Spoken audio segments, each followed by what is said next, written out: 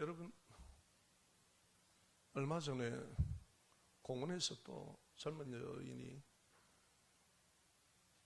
폭행을 당하고 또 강간을 당해서 죽었다고 합니다. 그분이 공원에 갈 때 폭행당하고 강간당하려고 간 것 아니지 않습니까? 이런 위험이 있죠. 우리 인생에게 이런 위험과 위기는 늘 있습니다. 우리가 보면은 여러분 그렇지 않습니까? 안전에 대한 위기, 경제적인 위기, 건강에 대한 위기도 옵니다. 또 정치, 사회적인 위기도 옵니다. 우리의 환경의 위기가 옵니다. 우리의 경제적인 위기가 옵니다. 우리 인생 살아가면서 수많은 위기를 지금 겪어가면서 사실은 위기 속에서 살아가고 있거든요. 국가적인 위기도 있고요. 자, 이것을 우리가 이러한 위험한 상황을 우리가 이렇게 참 안정이 되지 않고 온전한 안정이 되지 않고요. 위험한 상황을 바로 위기라고 해요. 그런데 어떻게 보면 우리가 위기 속에서 그리스도 예수를 믿음으로 평안을 누린다는 것은 상당한 겁니다. 이런 위기가 있기 때문에 사람들이 불안하고 초조하고 염려하고 걱정하고 우울증 걸리고 조울증 걸리고 다 그러는 거예요. 과학은 발달한다고 그러지만은요. 자, 우리 생에 이렇게 크고 작은 위기가 다가올지 모르는 우리는 현실 가운데 하루하루를 살아갑니다. 그리고 우리는 우리의 생에서 지나온 걸음을 보면은 많은 위기가 있었습니다. 다만 크고 작고 이것을 견디고 나왔다는 것이죠. 하나님은 이러한 위기 속에 살아가는 우리가 이 현실을 이기며 살아갈 수 있는 것은 신앙인은 인간의 묘책이나 인간의 방법이 아니라 위기 속에서 하나님의 언약의 말씀을 믿고 따르는 순종의 믿음이 있음을 말합니다. 하나님의 자녀가 되면은 살아가는 게 다릅니다. 신앙인이 되면은 그때부터 나는 내 인생을 내 마음대로 사는 것 같지만은 절대 성경은 그렇게 얘기하지 않습니다. 너는 내 것이다. 하나님의 말씀에 의해서 하나님의 뜻 가운데 우리를 살아가게 하십니다. 그것이 자녀가 안전하기 때문에 그렇습니다. 자녀의 인생의 모든 문제가 해결되기 때문에 그렇습니다.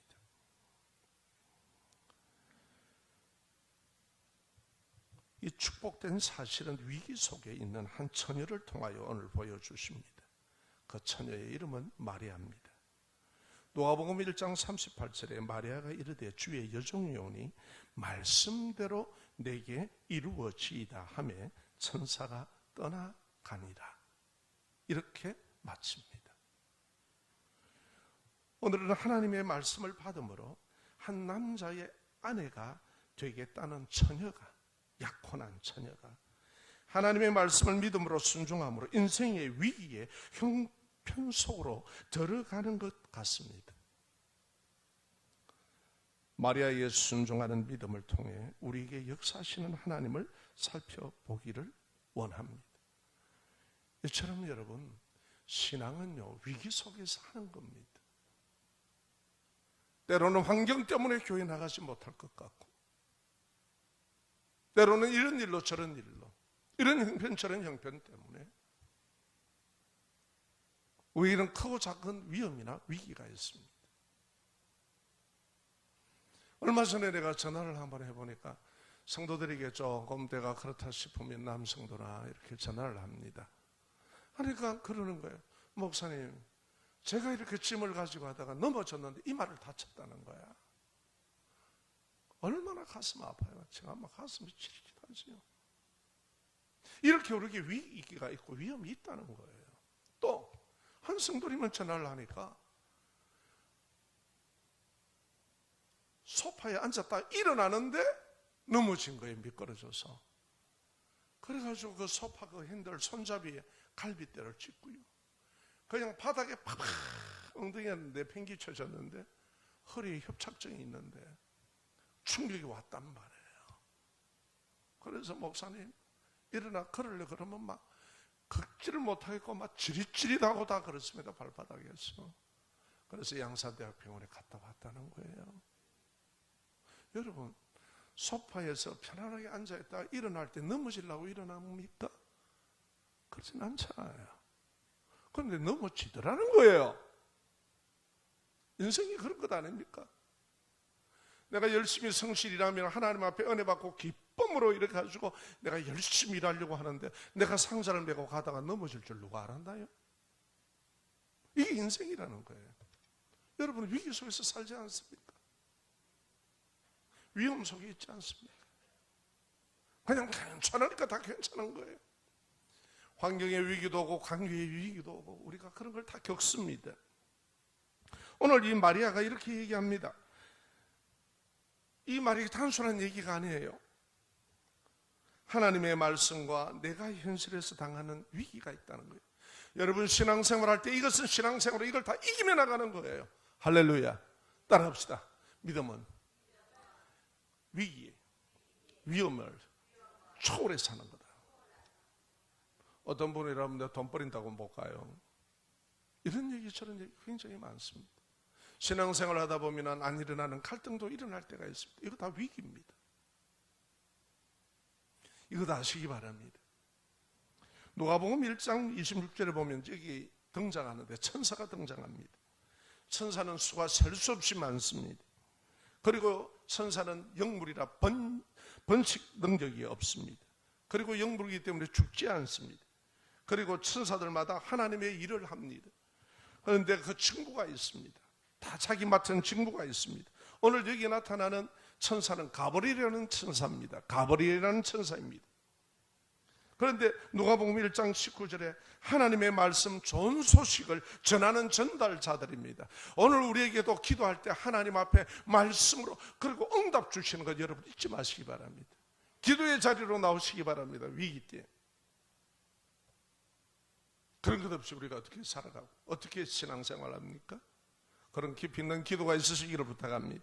자, 1장 30절과 33절에 보면 하나님의 아들을 네가 잉태할 것이다. 그리고 이름은 예수라고 해라.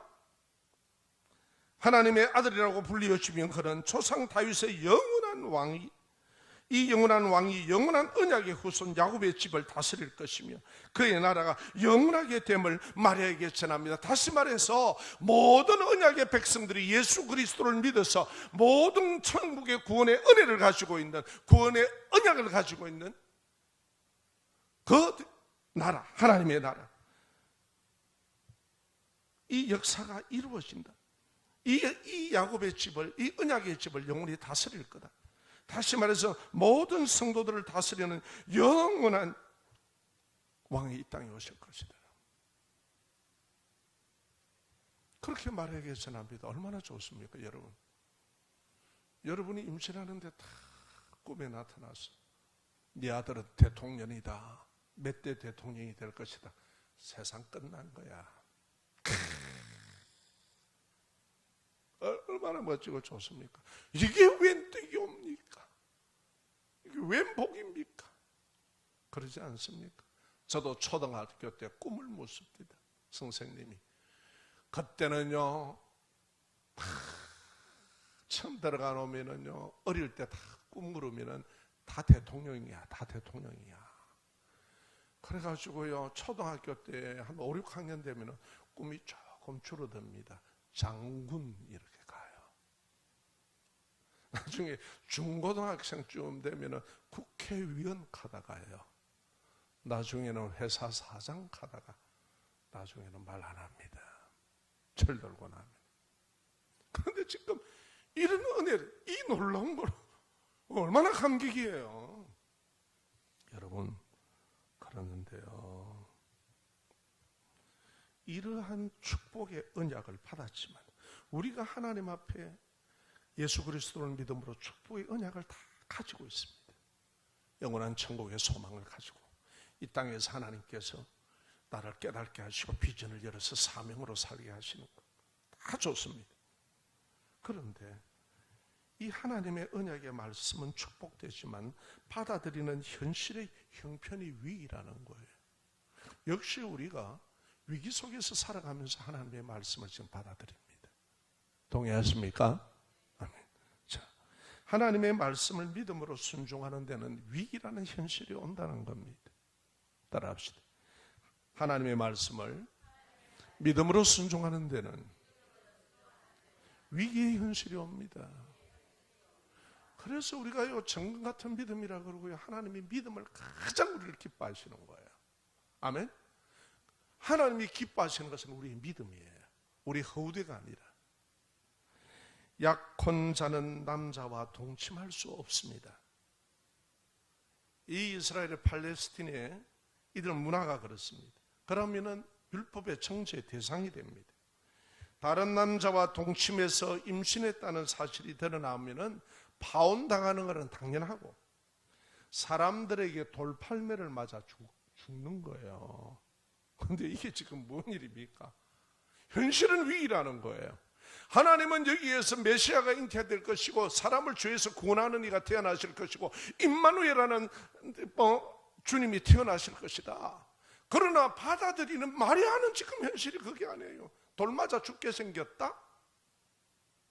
약혼하면은 여러분 동침 못합니다. 결혼할 때까지는. 그런데 난데없이 약혼은 해놨는데 임신을 했다?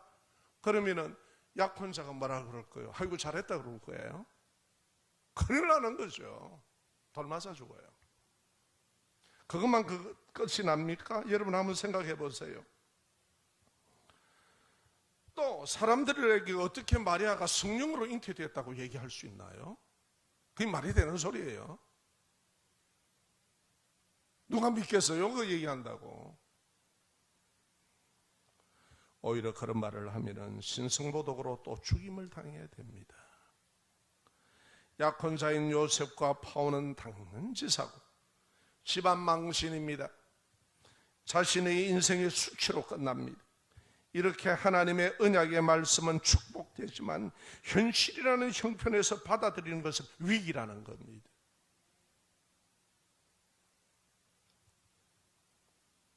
처음에 교회 나오니까 친구들도 많고 주일날 야 이거 인간 사회에서 내가 이 관계가 끊어지면 어쩌노. 그게 갈등이 되더라고요. 위기더라고요. 야 영화 보러 가자. 야 이번에 등산 좀 가자. 야 이번에 뭐 좀 하자. 이런데 나는 못 간다. 나는 못 한다. 그러니까 벌써 대하는 게 달라요. 근데 이게 위기입니다. 믿음으로 하나님 앞에 뭔가를 해보자 하는데 하자니까 당장 문제가 오는 거예요. 과거에는 주일도 안 지키고 일했거든요.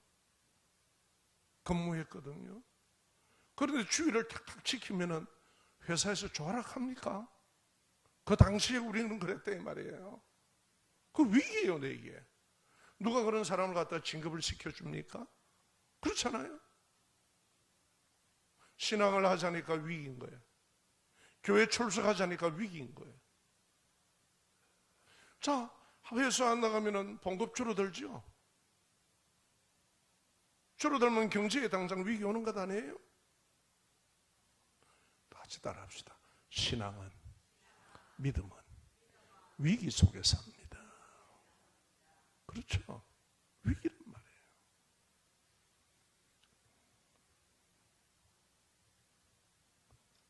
여러분, 그래서 믿음이 천금보다 귀한 거예요. 여러분 이제 신앙생활 하시고 믿음생활 살아시려고 하면 위기가 있다는 걸 아셔야 돼요. 아 당연하구나. 믿음은 이걸 다 이겨나가는 거예요. 모두가 다 그런 거예요. 자, 모든 순종하는 사람은 현실의 위기에서 하나님만 바라봄으로 승리합니다. 따라합시다. 하나님만 바라봄으로 승리합니다. 반드시 믿음은 그런 겁니다. 다른 것이 아닙니다. 노아의 믿음을 한번 봅시다. 성경 창세기 6장 13절에 보면은 하나님께서 노아에게 나타나셔서 배를 지으라고 말씀합니다. 자, 그러면은 그때의 상황을 학자들과 그리고 그 연구한 사람들이, 과학자들이 공동으로 조사한 데이터가 있습니다. 거기에 의하면은 대홍수 이전은요, 이 지구가 온실의 효과를 딱 일으키는 수증기가 하늘을 딱 덮고 있다는 거예요. 어떻게 덮고 있었느냐? 대홍수 이전에는요, 이거 대기권이라고 그러는데 지구의 표면에서 10에서 18km 되는 두꺼운 그 구름층이 딱 형성이 되어 있다는 거예요. 그러니까 아주 살기가 좋다는 거예요.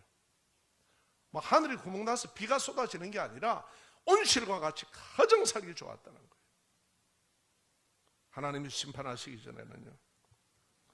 그래서 변함없는 구름의 양 때문에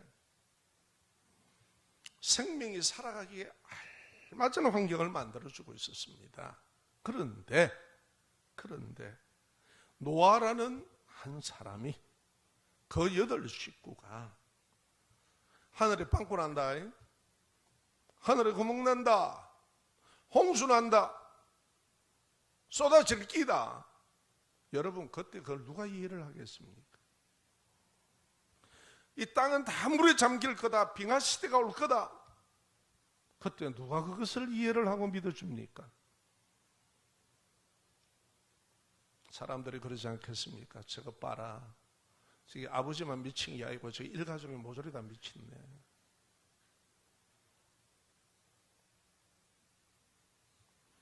그런데 무지막지하게 120년간이나, 그것도 하루도 아니야, 120년간이나 큰 목조선을 만들고 있는 거예요. 응? 산에서 120년간 지었으니까 얼마나 크겠어요. 든든하고. 사람이 뭐라고 얘기하겠습니까? 제정신으로 여기겠습니까? 단체로 미쳤다 그러는 거예요. 응?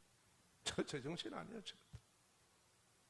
저 여호와의 이름을 불러서 저 예수 믿는다는 거 저거 제정신 아니에요. 저거. 과학이 이렇게 발전돼 살기가 좋은데 주님이 재림하신다, 심판하신다고? 똑같은 얘기예요. 여러분, 순종하는 믿음은요, 사람들의 관점에서, 인간의 관점에서는 일생일대의 문제입니다. 믿음의 순종은요, 인생의 손실과 위기가 있다고 여겨집니다. 사람의 관점에서는 그렇습니다. 순종하는 믿음은요, 나의 육신의 마음의 원함과 반대되는 갈등과 위기를 겪게 됩니다. 우리가 믿음 생활을 해오는 분들들 그렇죠. 우리 인생에 위기가 없는 적이 어디 있었습니까? 그거 지금까지 다 이겨나온 것 아닙니까? 하나님의 은혜로. 할렐루야. 두 번째, 아브라함의 순종된 믿음을 우리가 한번 살펴보겠습니다. 창세기 12장에 보면요, 하나님께서 아브라함에게 말씀합니다. 아브라함아, 너는 지금부터 너의 고향과 친척과 아비 집을 떠나라. 내가 보여줄 땅으로 가라. 네가 가면은 내가 이런 복을 줄게. 네 자손들이 아닌 나 엄청 많을 끼다. 그리고 너 이름은 하늘의 별과 너 이름은 유명해질 거다. 참, 너 이름은 유명해질 거다. 얼마나 좋습니까? 그렇죠? 이름이 유명해진다, 창대지고 너 후손은 별과 같이 많을 끼다, 모래알처럼. 얼마나 좋은 얘기입니까? 내가 주는 땅으로 가라. 그런데 여러분 잘 한번 보세요. 큰 민족이 이룬다고 그러죠. 그런데 이에 아브라함은 다 같이 따라합니다. 이에 나는 말씀을 쫓아가고. 아무것도 없어요. 그냥 말씀 주시는 거예요. 말씀 주시는 거야, 가라고. 그렇게 될 거라고. 그런데요, 히브리서 보면은 11장 8절에 보면은 그렇게 얘기합니다. 아브라함에 대해서. 우리 한번 따라 하실까요? 순종하여 갈 바를 알지 못하고 나갔으며. 그러니까 하나님의 말씀 붙들고 갔다는 거예요. 하나님의 말씀 보고 갈 바를 알지 못하는데. 위기예요, 위기 아니에요. 축복의 언약은 이렇게 있습니다. 마음으로 받아들이고 손에 움켜졌습니다. 그런데 그 길을 걸으려니까 위기더라. 여러분, 고대에서 그 오는 길이 그 보통 길입니까? 그 여행길이 어마어마한 길입니다. 강도도 만날 수 있고 홍수도 만날 수 있고 유브라데가 강을 건너오는데, 그렇지 않습니까? 고대 여러분, 칼 들고 힘 있으면 땡이잖아요. 그런데 달랑 그 가족이 오는데 위기 아니에요? 그런데 말씀을 쫓아갔더라. 히브리서 11장을 오늘 집에 가셔서 보세요. 그리고 거기 조금 보면 이렇게 나옵니다. 우리 한번 따라 하실까요?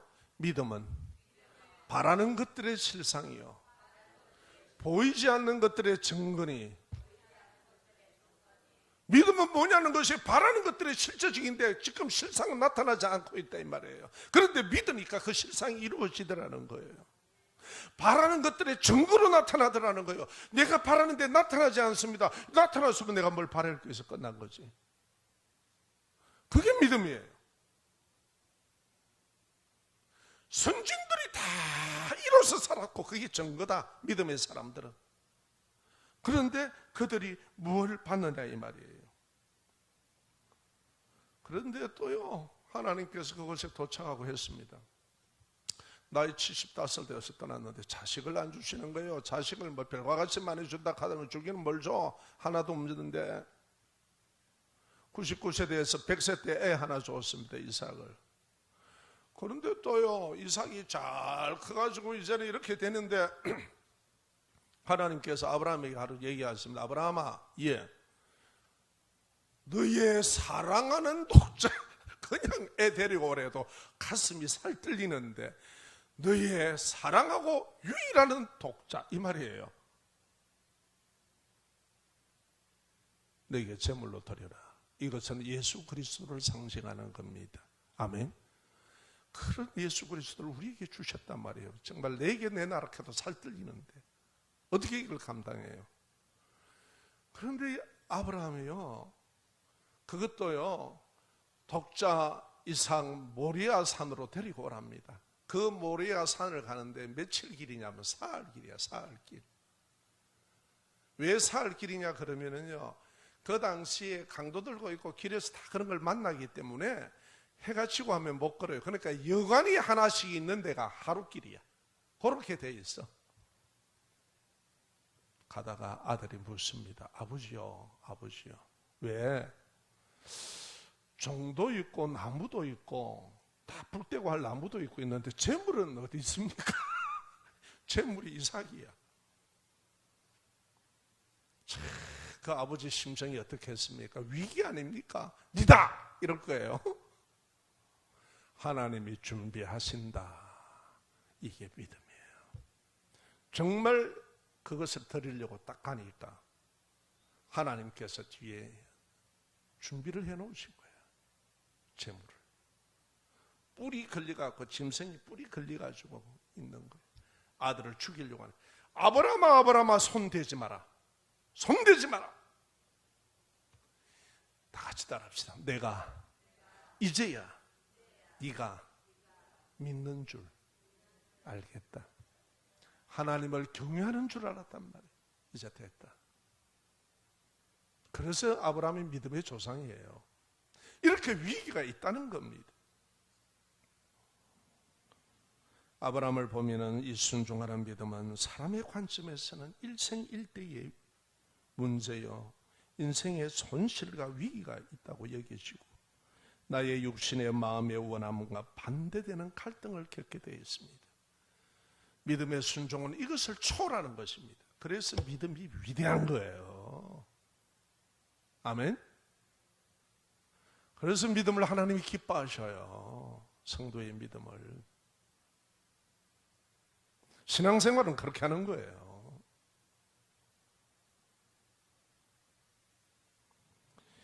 예수 그리스도는 순종의 믿음을 통해 나타납니다.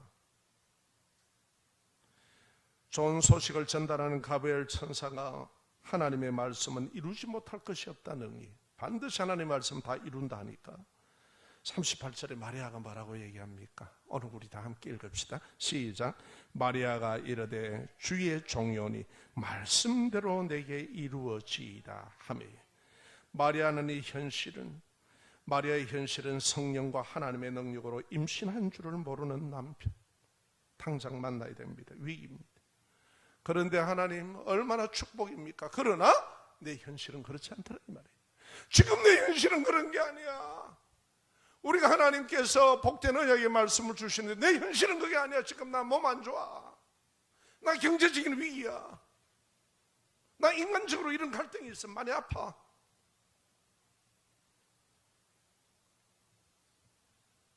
그런데 하나님은 널 이렇게 하겠다는 거예요. 그렇지 않습니까? 누가 내가 임신했습니다, 성령으로 임신했습니다 하면 잘했서 할 사람이 어디 있어요? 이 여자가 무슨 소리 하느냐 이럴 거 아니에요. 지금 당장 돌 때려 죽일 여자구만.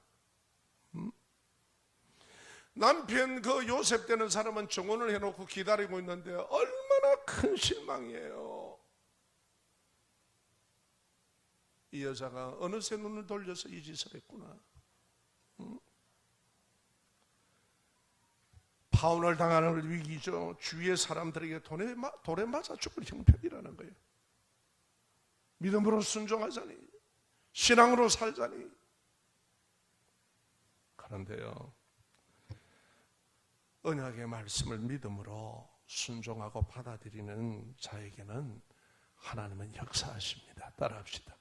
내가 현실을 초월해 하나님의 말씀을, 언약을 믿음으로 순종하면 하나님이 역사하신다. 이게 신앙입니다. 마태복음 1장 18절에서 22절을 보면은요, 이 가운데 있는데 어떻게 하느냐? 성령으로 임신하는 성령께서 임신으로 이혼하려는 이 요셉은 모르니까 조용히 그 아내를 끊어버리려고 그래요. 끊어버리려고. 그런데 천사가 꿈에 나타나서 하는 말씀이, 요셉아 네 아내 데려오는 거 두려워하지 마라. 그렇지 않습니까? 자기와 관련된 한 여인이 돌에 맞아 죽는데 그것을 잘했다고 상수될 사람이 어디 있습니까? 두려운 일 아닙니까? 데려와서 두려워하지 마라. 잉태된 자는, 임신한 것은 성령으로 잉태되었다. 하나님이 잉태하셨다 이 말이에요. 그래서 그 이름을 예수라고 해라. 자기 백성을 죄에서 구원하실 분이다. 예수는 인류를 구원하기 위한 메시아가 올 거다. 그것이 바로 네 약혼녀를 통해서 잉태된다. 너하고 관련 짓지 않았다. 그것은 하나님께서 너와 결혼하기 전에 천의의 배를 빌려서 구원자가 이 땅에 오시도록, 사람의 몸을 입고 오시도록 하실 것이다. 이 말씀입니다. 하나님의 계시를 통하여서, 이것은 하나님께서 지금까지 역사 이래로 계속 예언해 왔지 않느냐. 우리가 바로 그분이시다. 그러니까 요셉은 그것을 아는 사람이지요. 믿음으로 받아들입니다. 그러니까 어떻게 됩니까? 요셉과 마리아의 갈등이 해소가 됩니까? 안 됩니까? 해소가 되는 거예요. 하나님이 역사하신다는 거예요. 우리가 위기가 올 때 형편과 처지를 들어가면 늘 평생 거기에 잡혀 매입니다. 신앙생활 제대로 못합니다. 하나님 경험 못합니다. 많은 분들이 그런 사람들입니다. 자기 머리대로 계산해서 적당하게 하려고 합니다. 신앙의 적당은 없습니다. 그거는 너의 적당이지. 신앙은 하나님의 말씀대로 하는 것이, 따라합시다. 신앙생활은 하나님의 말씀대로 하는 것이 적당하게 하는 겁니다. 그게 기준이에요. 신앙생활은 하나님이 기준입니다. 그래서 여러분 보십시오. 오히려 하나님의 뜻을 이루는데 남편 요셉이 협력자가 되는 거예요. 하나님의 역사인 줄 믿습니다. 이렇게 우리가 하나님의 언약의 말씀을 믿음으로 순종하고자 하면은 하나님이 개입하셔서 일하신다 이 말입니다. 아멘. 모든 사람이 다 그렇습니다. 선진들이. 성령님의 건동으로 순종하는 믿음이 되게 해달라고 우리 기도하셔야 됩니다. 순종은 하나님께서 말씀하시는 대로 받아들이며 일상일대의 문제가 터질 것 같고 인생의 손실과 위기가 있을 것 같고 여겨지고 또 나의 견해와 원하는 것과 딱 배치됩니다. 반대됩니다. 그 가운데 하나님의 말씀이 이루어질 것을 바라보고 따르는 것이 바로 순종하는 믿음이라는 거예요. 할렐루야. 이게 믿음이라는 거예요. 예수 그리스도의 구원의 뜻을 나타내는 신앙인들은 한결같은 현실과 형편의 위기를 겪고 순종한 사람들입니다. 동의하십니까? 그게 믿음이에요. 성령께서 내 안에 현실의 위기와 두려움을 믿음으로 이기게 하십니다. 그것은 하나님이 하십니다. 아멘. 우리는 어쩔 수 없습니다. 그래서 우리가 하나님께 기도해야 됩니다. 믿음 생활 잘하도록 해주세요. 내가 이런 위기의 환경에 이겨나가도록 해주세요. 때로는 건강이 올 수도 있고 때로는 금전적인 문제가 될 수 있고 때로는 내 인간적인 관계가 될 수 있고 어떠한 형편이 될 수 있고 어떠한 사건이 될 수 있고 일어나는 일이 될 수 있고 직장 문제의 일이 있다든지 여러 가지가 우리에게는 위기의 형편들이 있다는 거예요. 성령님은 내 안에 역사하셔서 순종하는 믿음을 주십니다. 신앙생활은 하나님의 은혜로 하는 것입니다. 내 의지로, 내 지각으로, 내 생각으로. 여러분, 하나님이 내 생각 안에 노는 분 아닙니다. 하나님을 내 지각으로 판단할 수 있는 그런 대상이 아니에요. 그래서 믿고 순종하는 거예요. 그분 앞에는. 왜요? 진리와 상식과 모든 걸 초월하는 진리는 하나님의 말씀이기 때문에 그런 거예요. 우리가 논리라든지 사람의 상식이라든지 사람의 지식이라면 우리가 얘기하자는 거예요. 그런데 하나님의 말씀은 이것을 초월한 것이라 이 말이에요. 이것은 믿음으로 받아들이는 겁니다. 믿음으로 순종할 때 일어나는 하나님의 나타나심입니다. 하나님의 언약의 말씀은 위기의 형편에서 나의 순종을 통해 축복으로 나타나십니다. 할렐루야. 여러분 신앙생활에 위기가 있습니까? 지금 현실에 어떤 위기가 있습니까? 남편의 위기가 됩니까? 아내가 위기가 됩니까? 자식이 위기입니까?